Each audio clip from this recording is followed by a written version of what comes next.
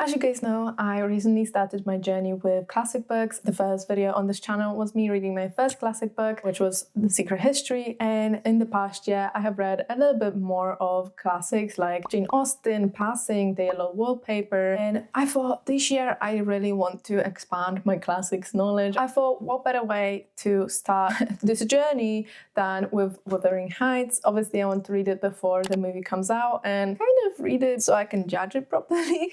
I know the movie has some issues already, like the fact that Jacob Elordi is white, and I think race plays a big part in this book. Obviously the societal issues, all of that. It is going to be a more difficult read. Obviously it's not from this time, it's a bit of a different writing, but you know, this is an edition from 1966, I think.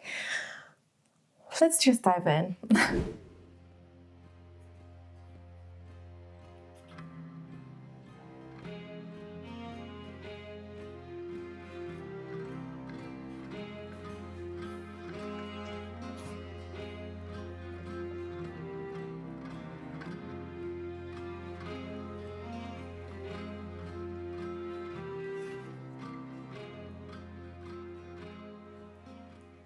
Of course, we get the most information from gossip. I think I saw a TikTok video recently that said that Wuthering Heights is just a bunch of gossip and drama. And I guess it's true.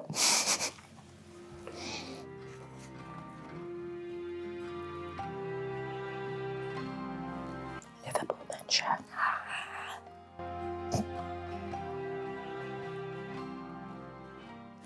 At first, it was pretty difficult to read, I have to admit.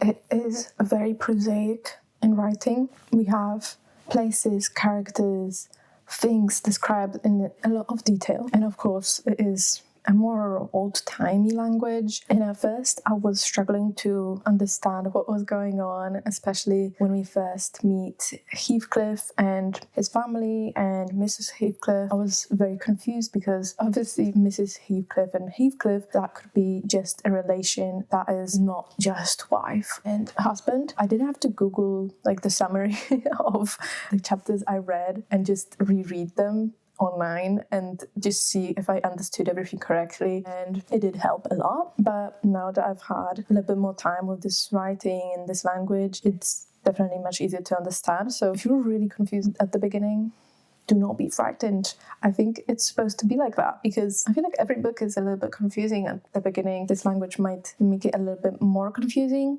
but I think you can get used to it. So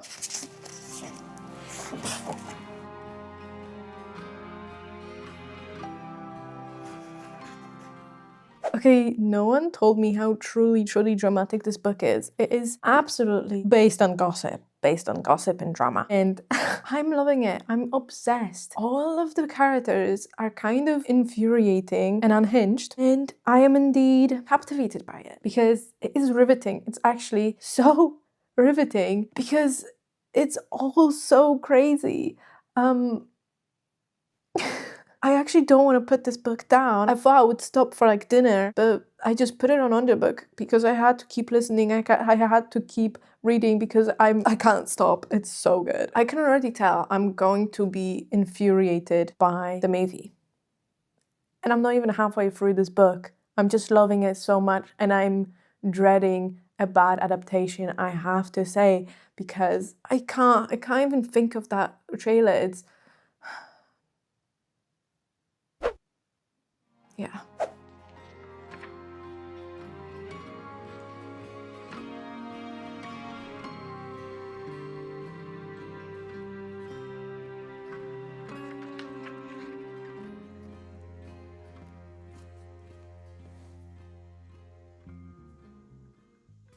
In the first chapters, we are following Mr. Lockwood, who is a visitor from London in Yorkshire. He's renting a place from Heathcliff, and during his first few days, he decides to visit his landlord and express his gratitude. He quickly learns, though, that Heathcliff is a very mysterious yet cold person and isn't very trusting of him. He still decides to visit him a second time, and during that second visit, he encounters a young, beautiful girl who is called Mrs. Heathcliff. He obviously assumes that it is the wife of Mr. Heathcliff, but he is corrected and he learns that it is actually his daughter-in-law of his deceased son. Because shortly after his arrival, a very severe snowstorm started, he is forced to rely on his inhospitable host and is shoved inside an out-of-the-way room where he finds the diary of Catherine Earnshaw. After reading a couple of entries, he learns of the bond between Catherine and Heathcliff, and he falls into a troubled sleep, but he is woken by a tapping on his window and encounters a ghost.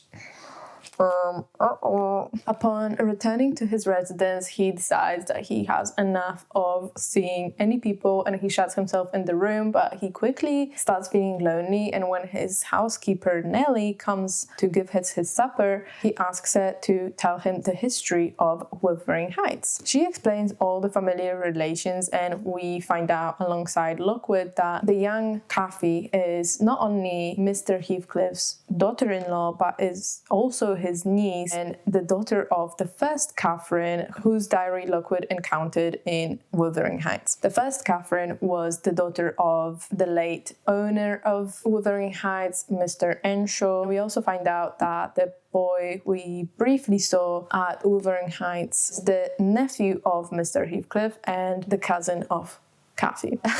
A lot of confusing, complicated relations, very complicated family tree, of course. And from here, we dive in deeper into the Earnshaw family, starting when Mr. Earnshaw, coming back from Liverpool, brings back an orphan, christens him Heathcliff, and decides to raise him as his own alongside his other children, Catherine and Hindley. We see their relationships develop, and where Catherine and Heathcliff develop a very close bond, Hindley and Heathcliff become rivals as Heathcliff becomes the favorite son. Those first couple of chapters, this was just the summary of the first 5 chapters. Yeah, they were very confusing. We find out a lot of things. And like I said before, obviously the first couple of chapters were pretty difficult to understand at first. And when we started to find out the history of the Earnshaws, that's when I started grasping all of the intricacies and also understanding everything. And that's when it actually really gripped me, because it's basically a bunch of gossip. And I love a good little bit of goss, But this story is so much. There is so much happening. There is just always something. Not only are the characters very unhinged and very morally grey at points, they also have very varied character arcs.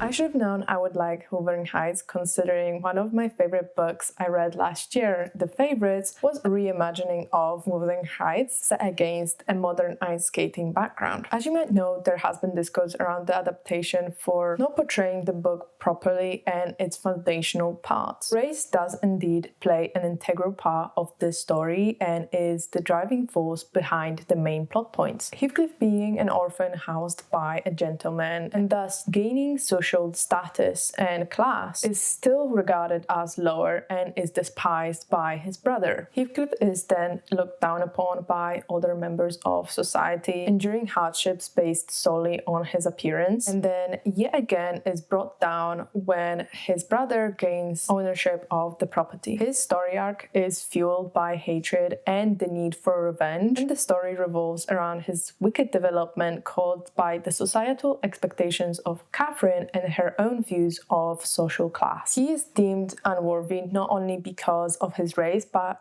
also because he is poor. Everyone around him tries to condition him to believe his inadequate intelligence and inferior class, beginning his loathing and contempt slowly building inside of him, leading to his obsession with revenge. However, we as readers are brought to care for both Heathcliff and Catherine, regardless of how horrific they are and regardless of how devilish Heathcliff acts, because of the depth of their love for each other. The love between them is a central part of the this novel and you can't help but being sucked into it, and you start to question if this love could excuse their actions. And I think although we have more pure characters, we can't truly connect with them as much as we do with Heathcliff, because we follow his life story from when he was a child throughout his whole growth and development throughout his life. And although Heathcliff is very brutal at points, he is very charismatic and captivating throughout this story. Though the first part of the novel is undeniably more passionate than the second, you can't help but continue it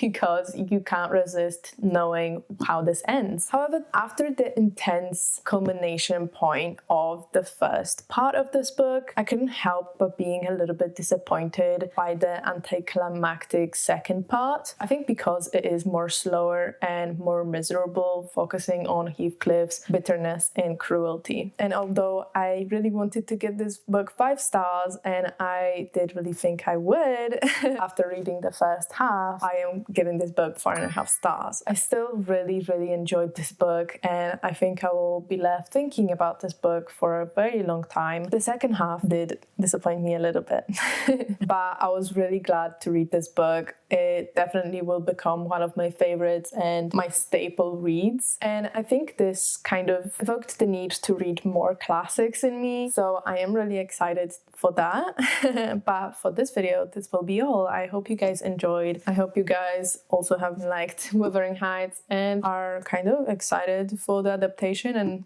see how actually bad it is.